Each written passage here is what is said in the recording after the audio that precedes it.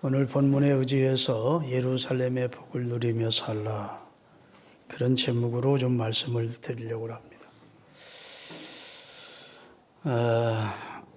우리나라는 65세를 일기로 해서 노인으로 기준을 정했다고 합니다. 그래서 저도 이제 노인이 됐습니다. 근데 유엔은 전 세계에 속한 사람들의 체질과 평균 수명에 대해서 연구한 결과 5단계로 나눈다고 그래요. 1살에서 17살까지를 미성년자, 18살에서부터 65세까지를 청년, 66세에서부터 79세까지를 중년, 저는 중년 쪽에 들어갑니다. 80세부터 99세까지를 노년, 100세가 넘으면 장수노인, 그런데요. 우리 교회는 전반적으로 청년들이 많이 모이는 교회입니다. 나이 드신 분들을 부르는 호칭이 여러 가지가 있는데 어르신, 이렇게 부르는 어르신, 그것은 존경의 마음을 담아 부르는 호칭입니다. 두 번째로 노인입니다. 보통 부를 때 노인이라고 부릅니다. 늙은이 그러면 조금 경멸하는 그런 호칭이라고 그래요. 그런데 지갑을 열고 입을 닫은 사람, 그러면 그런 사람을 뭐라고 그래요? 어르신이라고 그런다. 지갑은 열어서 막 사주고 입은 딱 다물어 공치사를 안 하고 막 베풀기만 하는 사람, 저 어르신, 존경받는 어르신. 그런. 두 번째로 지갑도 열고 입도 여는 사람, 조금 도와준 다음에 자꾸 도와준 얘기를 하고 다니는 사람, 노인이래, 노인. 지갑은 안 열고 입만 여는 사람, 늙은이. 그런데 여러분 어르신들 되어 갑시다. 하나님 주시는 축복받아서 은밀하게 섬기고 도와주고 지갑 열고 그렇게 살다가 어르신으로 이 세상을 마치고 하나님 앞에 여러분과 저는 헌물의 사함 받았고 하나님 만날 준비를 그리스도를 통해 했으니까 천국까지 보장받으면 이 세상에서는 어르신으로 살다가 천국에 가서는 하나님의 아들이 되어 영생에 참여하면 성공적인 인생 아니겠습니까? 그런 축복을 다 받는 우리 신흥교회 성도들이 되시기를 바랍니다. 우리나라에는 교회가 약 6만 5천 개 교회가 있어요. 세계인들이 깜짝 놀랄 만큼 인구수 대비해서 교회가 많은 나라가 우리나라입니다. 그런데 안타깝게도 코로나19 사태를 거치면서 아마 약 1만 교회 정도가 지금 문을 닫았다 그래요. 너무 안타깝죠.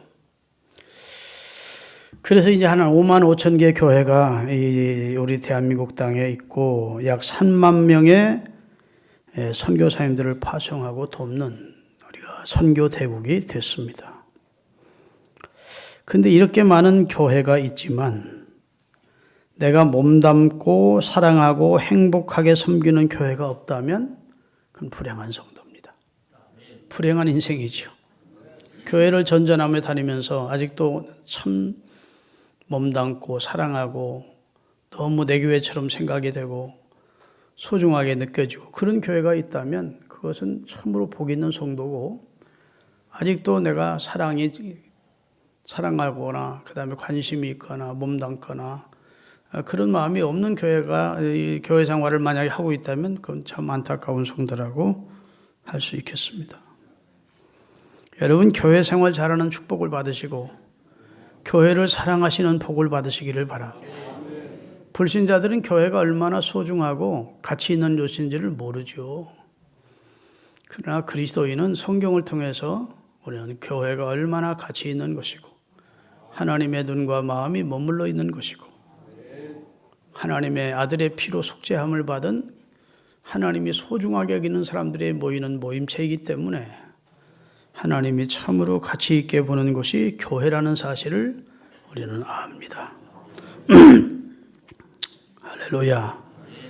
요한 칼빈이라고 하는 분이 장로교회 창시자인데 따라합시다. 하나님을 아버지로 믿는 자는 교회는 어머니가 되신다. 하나님을 아버지로 부르는 자에게는 교회는 어머니가 되신대요. 교회가 어머니 역할을 한다는 겁니다. 왜냐하면 교회 안에 누가 역사하죠? 성령이 역사합니다. 교회를 태동시킨 분이 성령이에요.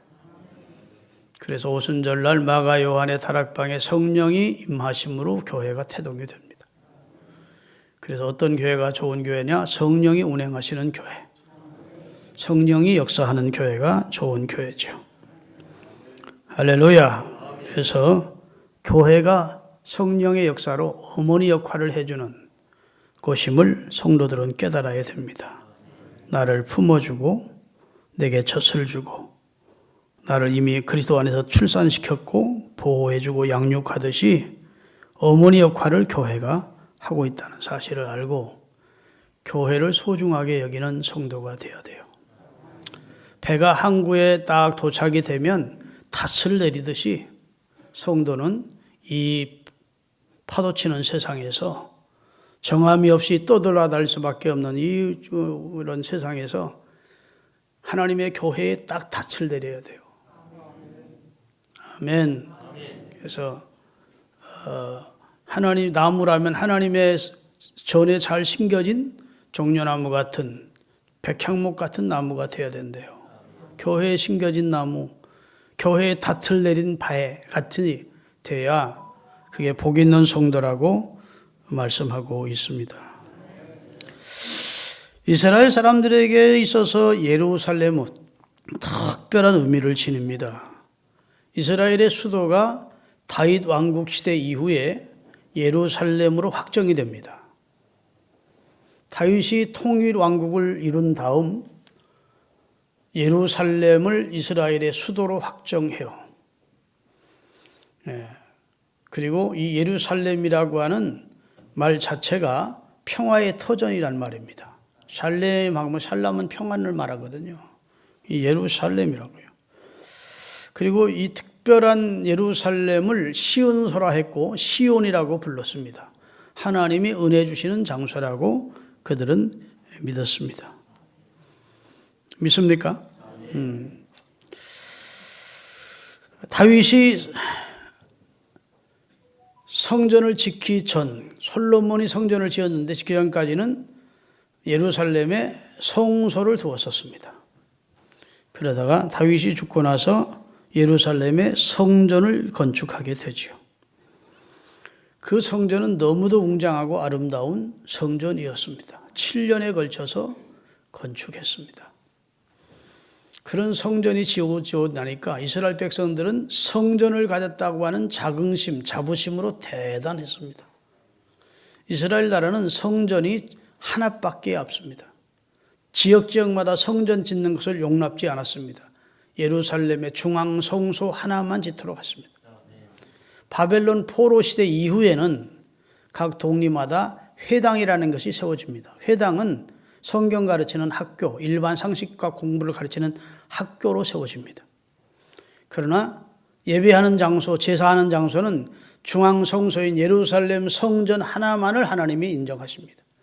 그래서 모든 절기 때, 유월절과 무교변의 절기 때, 오순절 절기 때, 초막절 절기 때는 이스라엘의 12살 이상 남자와 여자들이 다 성전에 와서 절기를 지켰습니다. 그래서 최하 30만에서 8, 90만씩 모였어요.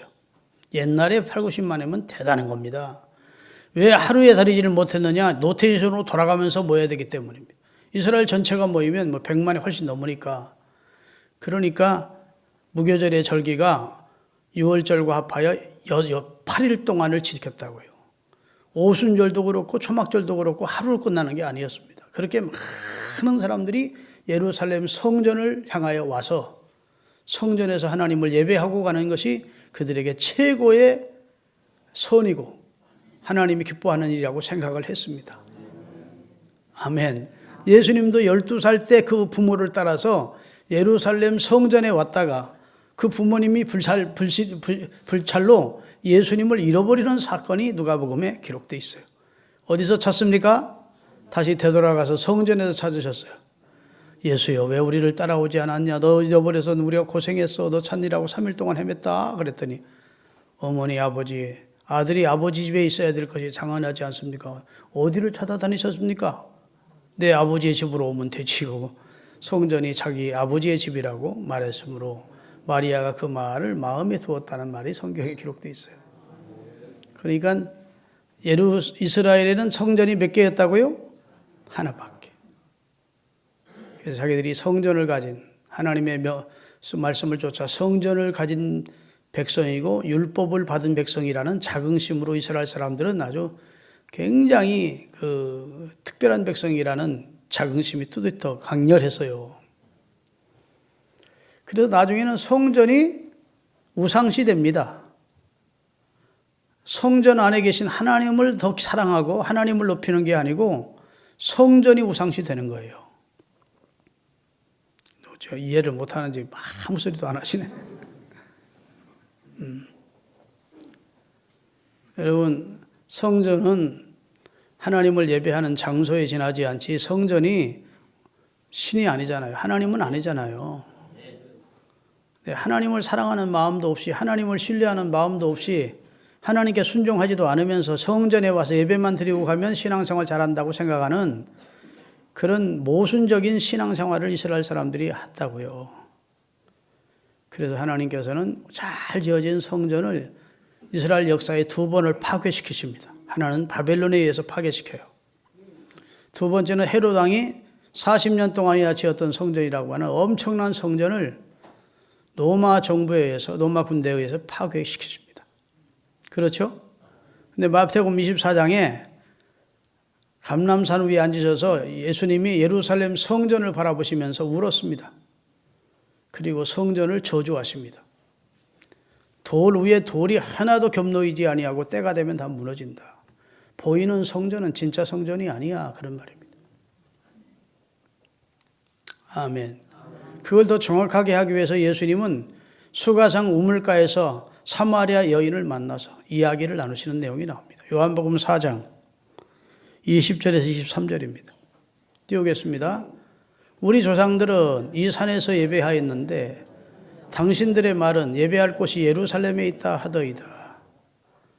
그 다음에 21절 예수께서 이르시되 여자여 내 말을 믿어라. 이 산에서도 말고, 이 산은 그리심산을 말합니다. 사마리아 사람들이 예배드리는 장소를 따로 하나 지었다고요. 이스라엘이 나라가 분열이 되면서 우리나라처럼 이렇게 남북에 갈리면서 북쪽 사람들이 남쪽에 예루살렘 성전에 올 수가 없잖아요. 자꾸 내려가니까 내려와서는 다시 유다 사람이 되는 거예요. 그러니까 북쪽을 통치하는 통치자가 오늘날로 말하면 김일성이가 못 내려가게 하고 거기다가 예배당을 지었다고요. 성전을 그리심산에. 그래서 사마리아 사람들은 그리심산에서 예배드리니까 남쪽에 있는 사람들, 유다 사람들은 너희들이 드리는 예배는 헛거야. 그건 중앙성소가 아니야. 우리 하나님이 예루살렘에서 드리는 예배만 받아 라고 이야기를 했다고요. 그러니까 지금 선지자라고 생각하고 예수님을 만난 사마리아 수가성 여인이 예수님을 선지자라고 본 겁니다. 자기가 남편 다섯 거 있었고, 그 다음에 지금 사는 남자도 자기 남편이 아닌 걸 쪽지게처럼 알아마시고, 어휴, 선지자님이시네요. 네 남편 데려와. 남편 없습니다. 그래, 네 말이 맞다. 이러면서 얘기가 시작되잖아요. 딱 무엇부터 묻습니까? 당신은 선지자라면 그러면 대답 좀 해주세요. 우리가 이 산에서 드리는, 그리심산에서 드리는 성전 예배는 하나님이 안 받으십니까? 유대인들이 드리는 저 예루살렘 예배만 받으십니까? 그랬더니 예수님이 이 산에서도 말고 예루살렘에서도 말고 어느 장소가 중요한 게 아니고 참으로 하나님께 예배드리는 때가 온다. 곧 이때다. 그래서 자기의 이름으로 모여서 예수 그리스도의 이름으로 모여서 예배하는 그때가 온다는 겁니다. 참 교회가 세워지게 된다는 거예요. 눈에 보이는 성전이 아니라 성전된 자기가 이 세상에 무너지고 나서 3일 만에 부활함으로 성전된 그리스도를 통해서 드리는 예배가 진짜 예배다. 예배학을 가르쳐 주신 거예요. 요한복음 2장 19절에서 21절입니다. 예수께서 대답하여 이르시되 너희가 이 성전을 헐라 내가 3일 동안에 일으키리라. 유대인들이 이르되 이 성전은 46년 동안을 지었거늘 헤로드 왕이 46년 동안이나 지은 성전인데 내가 3일 만에 무너지면 3일 만에 다시 세울 수 있어? 이 사기꾼 같은 뭐 이거 말이 안 되는 소리를 안 하고 시비를 거니까 예수는 성전된 자기 육체를 가리켜 하신 말씀이었대요. 예수님이 이 성전, 곧 예수라는 성전을 너희들이 무너뜨릴 거다. 나를 죽일 거다. 그럼 내가 3일 만에 다시 살아난다. 이 얘기를 하신 거라고 해요. 참 성전은 예수 안에서 이루어지는 모심이 참 성전입니다. 참 교회는 예수 그리스도를 주로 믿는 사람들이 모인 단체가 참 교회입니다. 눈에 보이는 예루살렘 성전이나 그림산의 성전이 이제는 그런 성전 시대는 끝이 났다고요. 성전 제사도 끝이 났습니다. 짐승 잡아서 지금 제사 드리는 데가 어디 있어요? 유대교인들이나 그러지. 이제는 짐승을 잡아서 한시적으로 속죄를 받는 성전 예배는 끝이 나시고 우리 인류를 대신해서 하나님의 아들이 단번에 자신의 몸을 우리의 희생의 약제물로 드려 영원한 속죄를 이루어 주심으로 성전된 예수 안에서 우리가 다 새 생명을 얻도록 구원을 받도록 참 예배자가 되도록 만들어 주셨다고요. 그러니까 여기 예루살렘을 사랑하라 그 말은 이제 신약적인 의미에는 예루살렘 성전을 사랑하는 말이 아니고 그리스도를 통해서 이루어진 교회를 사랑하라는 말입니다. 믿습니까? 살렘의 왕 대신 평화의 왕 대신 주님을 사랑하라는 말이고 주님이 세우신 교회를 사랑하라는 말입니다. 교회를 가까이 하는 자에게 주어지는 축복을 이야기하고 있는 내용이 오늘 본문이에요. 믿으십니까? 위치적으로 저 이스라엘 땅에 있는 예루살렘을 사랑하라는 게 아니고 오늘 저와 여러분이 몸담고 있는 그리스도의 이름으로 모이는 성전된 예수 그리스도를 중심으로 모이는 교회를 사랑하라는 겁니다. 교회 안에서 이루어지는 저는 프로그램에 참여해서 교회에서 주는 젖을 먹으라는 겁니다. 생명의 말씀을 젖을 먹으라는 거예요. 거기서 교회에서 양육을 받으라는 겁니다. 교회에서 어머니 품처럼 하나님이 품어주시는 하나님의 보호와 하나님의 위로를 경험하라는 겁니다. 교회에서 하나님이 말씀으로 치유해 주시는 치유를 경험하라는 겁니다. 할렐루야. 그렇게 교회를 사랑하며 살면 어린아이가 부모의 무릎 앞에서 뛰놀는 것처럼 그리스도 안에서 행복한 삶을 하나님이 살도록 해주겠다는 약속을 하나님이 하시는 거예요. 이것을 오늘 시적인 표현으로 이사야가 마지막 장이 66장이거든요. 마지막에 이제는 보이는 성전인 저 이스라엘 땅에 있는 예루살렘을 사랑하는 것이 아니고 주님이 진짜 이 땅에 세우기를 원했던 그 아들의 피로 세우신 성전된 예수 그리스도를 통해서 세워지는 이 땅의 지상의 교회를 통해서 우리가 누리게 될 축복을 말씀하는 거예요. 자, 그러면 오늘 그렇게 아시고 다시 본문을 천천히 한번 읽어보겠습니다. 10절부터. 교회, 예루살렘이라는 말이 들어가면 다 교회로 읽겠습니다. 주님의 교회라고 합시다. 주님의 교회. 주님의 교회를 사랑하는 자들아, 다 그 성읍과 함께 기뻐하라. 다 그 성읍과 함께 즐거워하라. 그 성을 위하여 슬퍼하는 자들이여, 그 성의 기쁨으로 말미암아 그 섬과 함께 기뻐하라. 교회 때문에 걱정하고 교회 때문에 슬퍼하고 하는 사람들은 나중에 보상을 해준대. 교회 때문에 당하는 근심이나 핍박이나 이런 것들은 다 기쁨으로 하나님이 바꿔주신대요. 교회 생활하면서 기쁘게 교회 생활하라는 겁니다. 왜? 내가 그리스도께서 이루신 구원의 은총을 내가 누리기 위하여 성전된 그리스도 안으로 들어와 있는 상태가 됐으니까. 생명 얻은 교회라는 공동체 속에 내가 속해 있기 때문에. 믿습니까? 11절입니다. 너희가 젖을 빠는 것 같이 그 위로하는 품에서 만족하겠고. 젖을 빠는 것처럼 하나님의 교회에서 젖을 빨라는 겁니다. 이 시간 여러분이 젖이 지금 흘러가고 있어요. 하나님의 말씀은 여러분과 저를 생성시키고 뼈를 건강하게 하고 살을 건강하게 하고 우리의 오장육부를 건강하게 하고 키우는 젖입니다. 근데 그 젖을 어떻게 빨아요? 만족하게 하나님의 품 안에 그리스도 안에서 만족하게 젖을 빨아. 여러분, 아이들 키워본 분들 알죠? 젖을 막 먹고 나면 막 아이들이 막 콧노래를 부릅니다. 그거 조금 모질하면 막 우는 거예요. 다 안 주면. 그래, 안 그래요?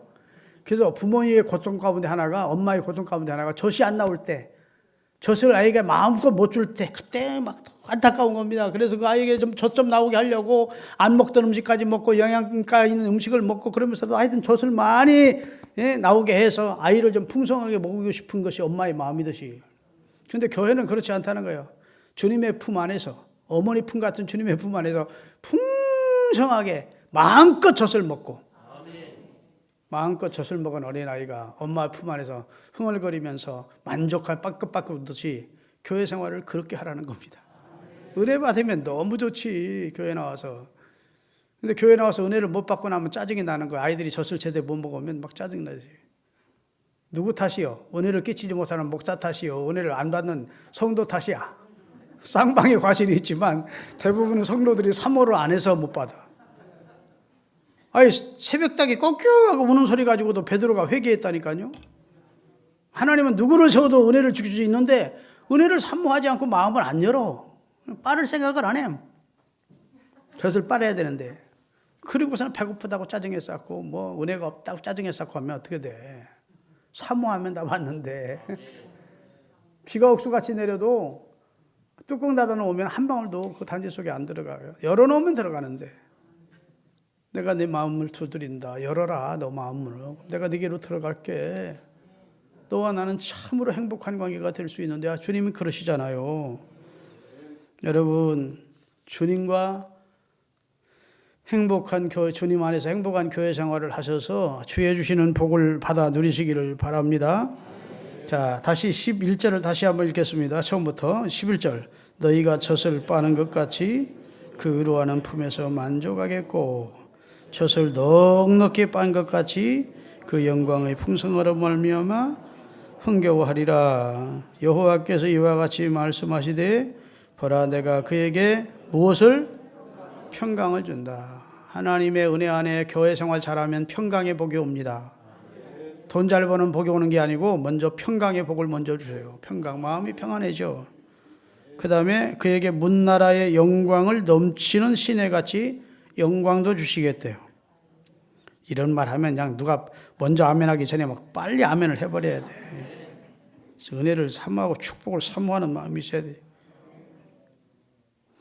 너희가 그 성읍의 젖을 빨 것이며, 너희가 옆에 안기며, 누구의 옆에? 주님의 옆에 안기며, 그 무릎에서, 이게 상상만 해보라고. 이게 시적인 표현인데 얼마나 아이가 젖 마음껏 먹고 엄마 무릎 앞에서 행복해하고 흥겹게 노는 모습을 연상시킬 수 있느냐고요. 교회 생활은 그래야 된다는 거예요. 진짜 주님이 그 생명을 버려 나를 구원하신 분이라고 하는 사실을 알고 그분 안에서 나는 생명을 얻었고 그분이 주시는 말씀을 통해서 내가 영적으로 만족하게 되면 진짜 감사하지요. 행복해야죠. 기뻐하지 않을 수 없다고요. 할렐루야. 이런 사람들은 토요일부터 행복합니다. 설레서 주일날 다 내일이 교회 가는 날이지. 준비하는 헌금 준비도 하고 옷도 멀리 입고 갈까 준비해 놓고 여기 딱 들어오면서부터 막 마음이 욱하게지고 감사하게 돼. 아멘. 찬송 소리만 들어도 막 영적으로 막 게이지가 올라가는 거야. 설교 때 막 아멘 하면 하게 되지. 근데 본인이 은혜를 사모하지도 않고 주일날 딱 됐는데 오늘 또 주일이야? 아따 주일날 빨리 오네? 안 갔다가는 또 목사님 걱정할 것 같고 가기는 가야 될 것 같고 또 하나님도 안 좋아할 것 같고 내가 그래도 모태적 신앙인데 교회 안 갈 수는 없지 그러고 나와가지고 빨리 끝났으면 좋겠는데 하고 시계 봤다 벽 봤다 주보 쳐다봤다가 하여튼 은혜 못 받는 사람들 보면 태도 보면 다 알아. 내가 하나님이라면 쫓아가서 볼탱이를 주갈길 텐데 목사가 그랬다가는 안 되지. 하나님은 그래도 되지만 하여튼 은혜를 사모하지 않으면 아무리 대한민국의 최고의 은혜로운 교회 갖다 놔도 은혜를 못 받아요. 거기 시험거리 찾고 거기서 시비거리 찾고 거기서 불만만 얘기하고 그러고 오고 본인이 은혜를 사모하면 별로 은혜롭지 못한 목사님의 설교라도 은혜가 되는 거야. 어느 말씀이 탁탁 부딪혀 오는 거예요. 하나님이 준비된 그릇에 은혜를 주시는 거라고. 그러니까 뭐 교회 탓, 목사 탓하고 여러분이 내가 그리스도라고 하는 우리 주님이 우리에게 진짜 주기를 원하는 성전 안에 내가 속한 참 교회 성도가 됐으니 주님이 주시는 은혜의 젖을 먹고 주님이 주시는 위로를 경험하고 주님이 주시는 영광을 체험하고 주님이 주시는 풍성을 경험하고 주님이 주시는 평강을 누리면서 신앙생활이 너무 행복해요. 그러면서 신앙생활 할 수 있기를 예수 그리스도의 이름으로 축원합니다. 할렐루야. 그래서 예수 그리스도를 주로 믿게 되면 이제는 누구든지 다 하나님의 은혜의 보좌 앞에 나갈 수 있도록 해주셨다고. 옛날 예루살렘에 있는 성전은요, 아무나 못 들어갔어요. 유대인, 그 가운데도 레위인, 그 가운데 제사장, 그 가운데 대제사장, 지성소까지 딱딱 구분했어요. 그런데 그리스도께서 우리의 참된 성전 되시는 그리스도께서 십자가에 달려 죽으시면서 휘장을 쫙 찢어주셔서 누구든지 다 은혜의 보좌 앞에 나갈 수 있도록. 히브리서 4장 16절 읽겠습니다. 다 같이 읽습니다. 그러므로 우리는 긍휼하심을 받고 때를 따라 돕는 은혜를 얻기 위하여 은혜의 보좌 앞에 담대히 나갈 수 있는 자격을 얻었습니다. 왕같은 제사장 되었고 거룩한 백성 되었고 택하신 족속으로 이제는 우리가 성전 안에서 행복한 교회 생활하도록 하나님이 복을 주셨는데 교회 생활하면서도 행복을 못 느끼는 안타까운 성도가 있으면 그게 곧 영적으로 무감각한 동상 걸린 성도야. 동상 걸리면요 못이 찔려도 아픈지도 몰라. 문둥병자도 코 떨어져 나가도 아프지도 않대. 코가 일부 떨어져 나가. 그거냐면 다 그쪽이 신경이 다 죽어 있기 때문입니다. 신앙생활 하면서 기쁨이 없다, 감사도 없다, 감격도 없다, 말씀 들어도 냉랭하다, 그건 문제가 심각한 겁니다. 라오디게아 교회를 향해서 주님이 빨리 안약을 사서 눈 발라 포개하고 눈에 넣어 포개하고, 아멘. 빨리 듣고 빨리 새 옷을 벗고 신 옷을 입고 뭐 이러면서 새롭게 되라고 권면하고 있잖아요. 교회를 우리가 주신 목적은 하나님께서 교회 안에서 여러분과 저를 양육하시고 보호하시고 성장시켜서 교회를 통해서 주시고자 하시는 은혜가 있기 때문에 여러분과 저는 늘 성령이 역사하는 교회로 불러주신 줄로 믿습니다.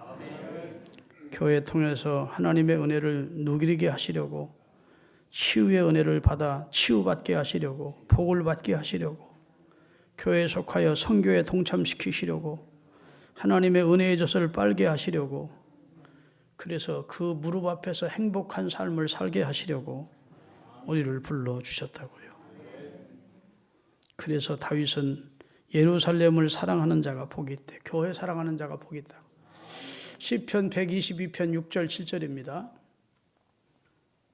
예루살렘을 위하여 평안을 구하라. 예루살렘을 사랑하는 자는 형통하리로다. 내 성 안에는 평안이 있고 내 궁중에는 형통이 있을 것이다. 다윗이 신앙 경험상 교회를 위해서 성전을 사랑하고 성전을 가까이 하면서 살았더니 형통하게 하시더래. 믿습니까? 예루살렘의 평안을 구하고 예루살렘이 부흥되기를 구하고 그러면 형통한 축복을 주고 평안의 복을 주고 그러신다고 약속했어요. 시편 122편 1절에 보면 다윗은 자기 보고 성전에 가자 할 때 제일 기뻤다는 겁니다. 사람이 내게 말하기를 여호와의 집에 올라가자 할 때 내가 너 기뻤다. 다윗이 왕이 됐을 때입니다. 왕이 됐을 때 왕이시여 성전에 예배하러 갑시다 할 때 자기는 그 어떤 자리에 가자는 것보다 기뻤더라. 그렇게 성전을 사랑했었습니다. 하나님이 성도들에게 복을 주시는 목적도 성전, 교회를 위해서 복을 주신대요. 시편 122편 9절입니다. 여호와 우리 하나님의 집을 위하여 내가 너를 위해 복을 구하리라. 여호와 우리 하나님의 집 잘 섬기라고 복을 주신다는 거예요. 하나님은 하나님의 교회를 두 팔로 안고 계신 것처럼 주님의 교회를 보호하십니다. 주님의 교회가 보호가 없었다면 이 지상의 교회는 사라졌을 거예요. 세상 나라들은 멸망받으나 다 같이 예수 교회 영영 왕성하리라. 마귀 권세 감히 해치 못함은 주가 모든 교회 지키심이라. 아멘. 거기까지 맞아. 할렐루야. 하나님의 축복을 배급하는 장소도 시편 134편 3절에 보니까 천지를 지으신 여호와께서 시온에서, 시온은 예루살렘을 말해요. 오늘 교회를 말합니다. 교회를 통해 복 주신대요. 점쟁이 찾아간다고 복 받는 게 아니고 무슨 증권 배우러 주식시장에 다닌다고 돈 복 받는 게 아니고 복은 여호와의 하나님의 전에서 주신대. 교회는 축복을 배급하는 곳이다. 그런 말이죠. 성지순례를 가보면요. 성지순례를 가보면 가이드가 잘 설명을 해줍니다. 예루살렘이 이렇게 분지로 돼 있어요. 높은 분지 위에 예루살렘 성이 이렇게 세워져 있어요. 그러니까 이렇게 높은 분지야. 그 밑은 계곡이에요. 이쪽은 신놈의 골짜기, 이쪽은 기도론 골짜기. 그리고 양쪽에는 산이에요. 그런데 이제 하늘에서 보면 예루살렘을 두 팔로 산이 이렇게 안고 있는 것 같아요. 그 시가 성경에 나와요. 125편, 시편 125편 1절, 2절. 다윗이 이 시를 지었는데 여호와를 의지하는 자는 시온산이 예루살렘 성 시온산이 요동치 아니하고 신들리지 아니하고 영원히 있음 같도다. 그래놓고 산들이 예루살렘을 이 두 팔로 두른과 같이 여호와께서 그의 백성을 지금부터 영원까지 지켜주시더라. 멋있는 시적 표현입니다. 예루살렘이라고 하는 성을, 그 안에 예루살렘 성전이 있는데 하나님이 기가 막히게 위에서 보면 그 예루살렘 성을 산이 이렇게 두 팔로 안고 있는 것 같은 위에 형상이 있음을 노래한 내용입니다. 사랑하는 여러분, 예루살렘에 거하시는 여호와를 씨는 시온에서 우리에게 찬송을 받으실 분이라고 했으니 하나님 앞에 찬송드리면서 은혜를 사모하면서 교회 생활하십시다. 아멘. 자, 오늘 죄송합니다. 이사야 66장 읽었죠? 1절부터 좀 몇 절 읽겠어요. 1절부터. 오늘 본문에 앞서 이사야서 66장 1절 다 같이 여호와께서 이같이 말씀하시되 하늘은 나의 보좌요 땅은 나의 발등산이니 너희가 나를 위하여 무슨 집을 지으랴 내가 안식할 잘 들으세요. 야, 나 여호와가 집이 없냐? 하늘은 나의 보좌고 땅은 다 나의 발등상이야. 나 발판이야. 내가 인간이 지은 집에 내가 머무를 그런 걸 그곳에 한 곳에 그 좌정하고 있는 하나님인 줄 아냐? 그 다음 절입니다. 그 다음 절. 다 같이. 내가 말하노라 내 손이 모든 것을 지었으므로 그들이 생겼느니라. 마음이 가난하고 심령에 통회하며 여호와 하나님의 말씀을 듣고 떠는 사람은 내가 보호해 주겠지만 그런 마음 없이 성전에 와서 소를 잡아서 제사한다고? 그거 사람 죽이는 거하고 똑같아. 살인하는 것과 똑같고, 그 다음에 양을 잡아서 제사 드리는 것, 마음 들이지 않고 양을 들여서 제사 드리는 것, 개의 목을 꺾은 것 같고, 그 다음에